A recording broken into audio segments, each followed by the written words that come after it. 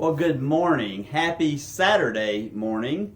The last few Saturdays I've tried to kind of shoot on location somewhere around the farm or bring you something a little bit different. And so today I'm in our barn.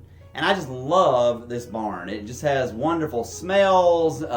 Some of them, other people might not think were so good, but I do.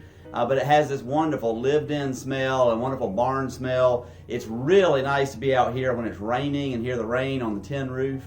But I want to tell you a story about this barn and this particular stall in the barn that I'm in. A couple of years ago on Christmas Eve, before the Christmas Eve service, and our Christmas Eve service at First Cumberland is at 11 p.m., and so it was late in the afternoon, and I happened to walk out here to the barn for some reason. I don't remember exactly why, but it was late in the day, the sun was setting, and I came into this stall, and I was just so moved. Here I am in the stall of a barn on Christmas Eve. We have these mangers that are here on the side of the wall here, and I looked at this tiny little manger and thought about putting a baby in that manger, and how amazing that would be, and also what a strange experience that would be. And I tell you that to say that even though obviously it's not Christmas, we do serve a Savior who has been where we are, who was born in a barn, and who lived just like we live, even though it was a lot longer ago.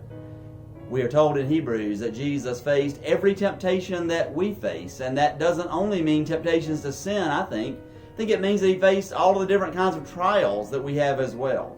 He knew what it was to have a cold. He knew what it was perhaps to catch the flu.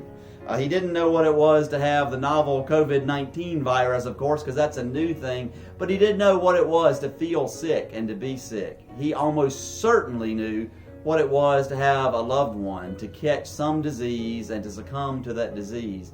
And we do have that wonderful story of him weeping outside of Lazarus' tomb before he goes and raises Lazarus from the dead, which has always suggested to me that he understood that grief. Even though he knew that he was going to resurrect Lazarus, he still had the grief for what Lazarus had been through and what all of Lazarus' friends were going through, and even feeling the loss in his own heart.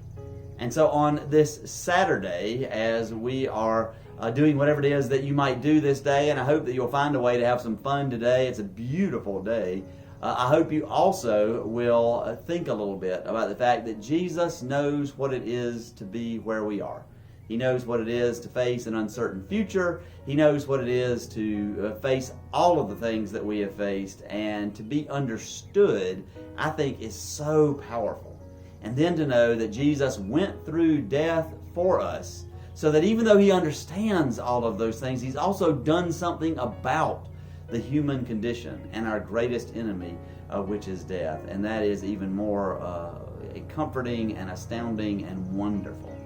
Tomorrow morning in our worship service with First Cumberland, we'll give you the opportunity to have communion. And so before you tune in the morning, make sure that you have bread and wine or juice there so that you can participate in worship with us. And communion is all about recognizing that Jesus gave his body, his earthly body, and his blood, which was red just like our blood, he shed for us. He died for us and then came out on the other side through the miracle of resurrection, so that we might not ever have to truly face death. And so as we are going through trials and temptations and troubles, we can know that Jesus understands us, and we know that he has done something about those things as well. And so how thankful I am on this Saturday to be able to tell you, God is with us. Amen.